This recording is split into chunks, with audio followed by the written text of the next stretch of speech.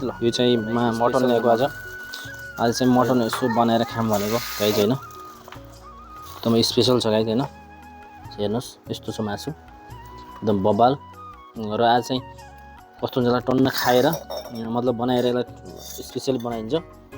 So guys मजा आउँछ लास्टमा हेर्नु ल भिडियो हैन भन्दै अनि भिडियो अन्तिमसम्म हेर्नु ल है त गाइज। अब चाहिँ यो लास्टमा कहिले जिरा हाल्यो गाइज हैन। चरो लगाएर जिरा हाल्यो गाइज। अब चाहिँ यो टमाटर हालौँ है त टमाटर प्याज यस्तै छैन गाइज गाउँले जीवन र भिडियो लास्टमा हेरौँ गाइज हैन। गाउँघरको एकदमै गाउँले जीवन होइन गाइज यो चाहिँ हेर्नु त वाउ भेरी नाइस। अनि यो चाहिँ लास्टमा हैन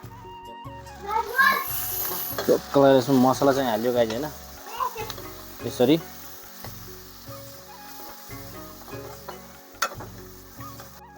स्वाद अनुसार नमक हालौँ है त यसरी टक्क लगाएर यसलाई भुट्ने।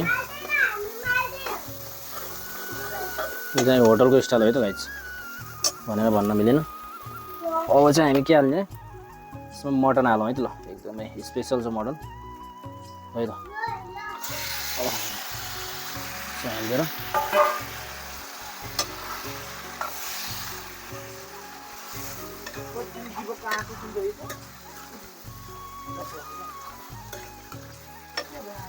राम्रोसँग पाक्न दिएर सो ल गाइज फाइनली बनिसक्यो अब हैन। अब चाहिँ खाने हो गाइज।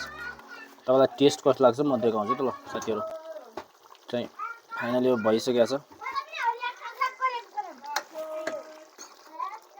है त प्योर भएको छ हैन गाइज। ल अब अन्तिम हो खाइरलाई टेस्ट गरौँ यो सलाद होइन। अब खाएर म चेक गर्छु है त ल मुखबाट पानी आइरहेछ है। वाह अब यो खाम है त बबाल। अब यो खाम है त काँक्रो। वाह वाह कति मिठो क्या यो फेरि खान्छ है त। सो गाइज म फेरि इन्जोय गर्छु कस्तो लाग्छ गाइज हैन कमेन्ट गरौँ ल। Okay by by.